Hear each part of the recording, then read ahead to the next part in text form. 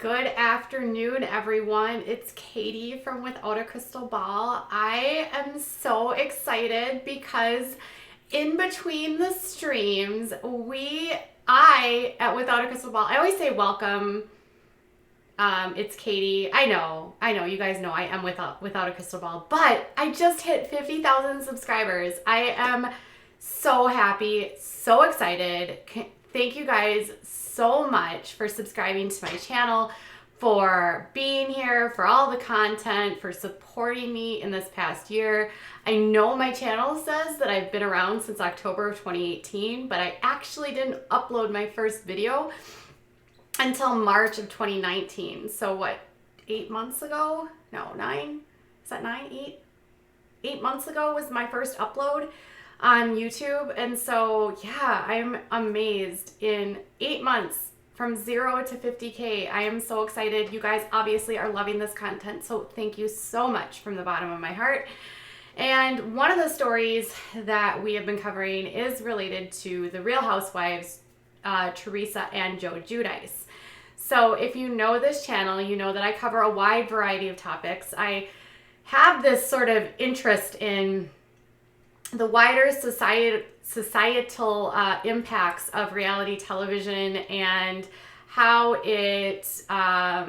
how the people that are on the show, how it affects them, how the networks respond to them, how, you know, the presentation of what life looks like on TV versus the life and reality behind it, how that actually all like plays out and the impacts it has on not only society, but on those involved with it and the children involved with it. And some people think of this channel as like, oh, you're just a tea channel. I don't really think of it like that. I think more of it as like, I really like to talk about these sort of topics from that angle of how do these shows really impact people and what is the impact of this on our society. And I think one of the greatest things that we see on reality television is opulence. And the filter of looking at someone's life through the view of everything is rosy and golden or everything is dramatic and crazy, right? Reality TV is like the trash can on the side of the road that, you know, the car crash rather on the side of the road that you can't stop looking at. You know you shouldn't be watching it because it feels like you're invading someone's privacy, but at the same time you can't look away because you can't believe people are putting this crap out there. And there was probably no one that, you know, no reality TV stars that really surprised us more, that didn't surprise us at all, was Teresa and Joe Giudice. I think when Real Housewives of New Jersey debuted so long ago, oh my God, it was so many years ago, we all had this like weird sense in our inner being that something here was off, because Teresa and Joe were building this 10,000 square foot mega mansion, and it was so opulent, right? There was like marble floors and like gold plated stuff, and she's going to pick out, you know, furniture, and she's going there with wads of cash. I mean, literally paying $10,000 for furniture in cash, not even a checkbook, not even a credit card, literally dollar bills, you know, $100 bills, paying for things, with a lot of us going, what, where, huh? How do they have this money? And Joe's job was always very much like, we didn't understand what it was. Like, is he in construction? He says that he has all these businesses, but there was no evidence of these businesses. There was a lot of questions around whether or not he was in the mafia or if he was doing things under the table that were perhaps why he had the money and why they had to pay for things in cash. Because you guys, paying for things in cash is just not bad. In this day and age, isn't super normal. And so I don't think a lot of us were surprised when they were indicted on all of these fraud charges. I think it was like 41 total, related to a scam that he did where he falsely took out loans and mortgages against properties. And he listed Teresa as an employee drawing an income. Teresa signed off on these documents. They allegedly, you know, through this scheme ended up taking more than $5 million from banks. And all of this was discovered through a bankruptcy filing. And when they tried to retract their bankruptcy filing, the feds were like, wait a minute, hold on, let's take a look here. And that's when they found all these discrepancies, and they were able to actually charge them with fraud. And they end up taking a plea deal. And because Teresa signed documents and was seen on camera going to banks and providing these documents and seemingly was part of this entire orchestrated plot by Joe, she ended up taking a plea, and she served 15 months in prison. And then Joe ends up also taking a plea, and they sentence him, and I believe he ends up serving around 36 months in prison. Which, if you think about it, you steal $5 million and you get 3 years in prison. Like, there are people sitting in county jails with 10-year sentences for like this much, you know what I mean? Like, it's not fair how the justice system works in terms of white collar crime. Anyways, that's just my opinion. Anyway, and so Joe, in the middle of this, we learned that he, for some reason, has been living in the United States that whole time, but somehow has never become a citizen.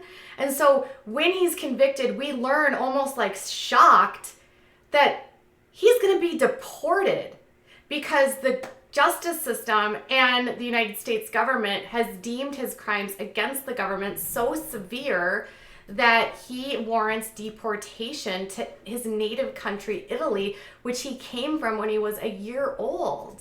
I mean, think about that. He has been a citizen, essentially been in the U.S. for his entire life, and he never became a citizen. He was married to a U.S. citizen, Teresa, and he never became a citizen.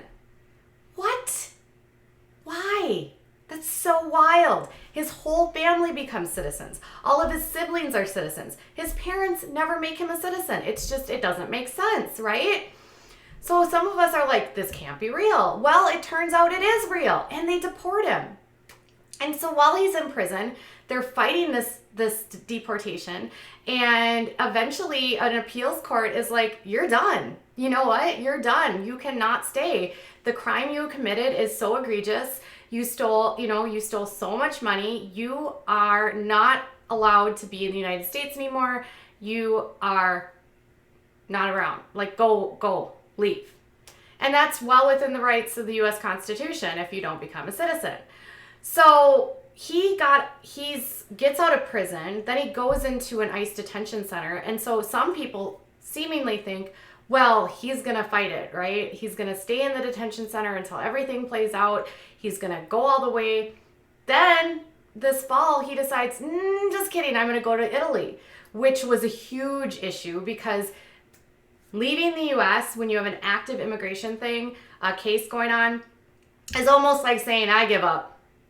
Because if he leaves, he can't come back for 10 years, right? So on Real Housewives of New Jersey, they're talking about how there's all this stuff going on, but in the reality is he's given up. And I think it's finally come to a head where Joe is starting to admit this, because on Instagram, he got real and he was like sharing this. Obviously, it's in front of the Colosseum in Rome, and he says, whether you think you can or think you can't, you're right. Failure is simply the opportunity to begin again, this time more. Sorry, you guys, I'm having issues with my internet. Quote by Henry Ford, 2020, I may have to learn to self-restraint with bowl usage, hot water heating, or lack of American amenities, but I can get accustomed to that because I can see these faces again till next time. So basically, he's resigning himself to the fact that he's going to stay here in Italy, despite this brave face by them insisting that they still have a chance. It doesn't seem like they do. And then he started sharing a lot of throwback photos of my daughter, Gabriella, absolutely amazing. Don't know how she has all these pics. I'm just happy to share them. A photo of the family. It looks like this is Teresa's family. A photo of Melania's communion. He says, I will always adore the memories I made in America and how much fun we had as a family. I will always love my family and care about them, even if they're not here because of choices. Because of choices. So tonight, I share with you all of me. We had a wonderful time in America, and as a family, that I will always cherish forever because of choices. Choices to steal, choices to defraud, choices to fabricate documents, money documents, bank documents, fabricating income, choices that you were a United States citizen, theoretically could have gotten your green card at any time and permanent residency, and you didn't become naturalized. There was a lot of choices that were made here that definitely are leading to this, to what happened to him. And it's really unfortunate because they have 4 kids, and 3 of them are still, in school. And obviously Gia went away to high school or college this year, but then he shared more photos of, 2014 Father's Day, her confirmation. Now this would have been right before Teresa went into federal prison. There's him with, it looks like his brother and sister-in-law. He and Teresa with one of their daughters. Best days, miss these days so much. Seems like yesterday when we were young. Had all of MetLife to ourselves. Let's play ball. Good times with old friends. Good old days. Miss the days down at the shore. It's like he's saying goodbye to his life in the United States, and maybe kind of finally like reflecting on what he did, how he got there, and where he is today. It's, I don't feel bad for Joe. I don't. I'm sorry. I can't feel bad for someone who had everything in the world to live for and everything in the world. He had all the opportunities for years to become a citizen. He never had to go the route of being a criminal. He never had to steal. He did make a lot of really bad choices. I think we often let Teresa off too easily too, because she was clearly a part of this. It's like I feel like the media, or even Teresa, or even Joe for his part, has allowed himself to take the full responsibility for this, but it took 2 people to execute this. And seemingly, Teresa was already a citizen, so she did her time. She has to pay over like $400,000 in restitution. And I was actually looking up her net worth, which I still can't figure out, but everything that I've looked at thus far has her net worth right now at negative $11 million. I mean, whoa. But she still lives in a 10,000 square foot home.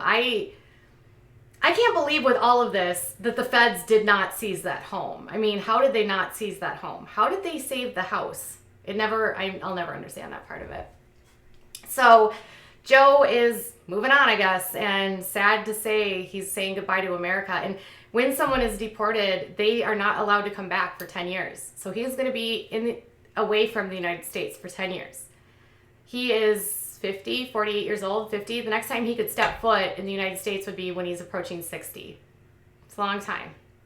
And his youngest daughter will be in college because I believe she's 10 or 11 years old. The choices we make obviously impact our future, and their choice to live opulently and a life outside of their means has led to the complete destruction of their family, with him now in Italy and her left in New Jersey with the 4 kids. And all I'll say at the end of this is that the people I feel sorry for more than anything are the kids. And I often question why, given what happened to them, have they continued to allow Teresa to remain on reality television? That part of it I just don't get. It's like reality TV just loves criminals for some reason. Anyways, what are your thoughts? Do you think he's given up? Do you think he's resigned himself, or do you think he's just accepting where he's at? I think he's giving up with a mix of regret and a slight dash of accepting, but I don't know that he's totally there yet. All right, you guys, I'll be back in a little while with more. Bye, guys.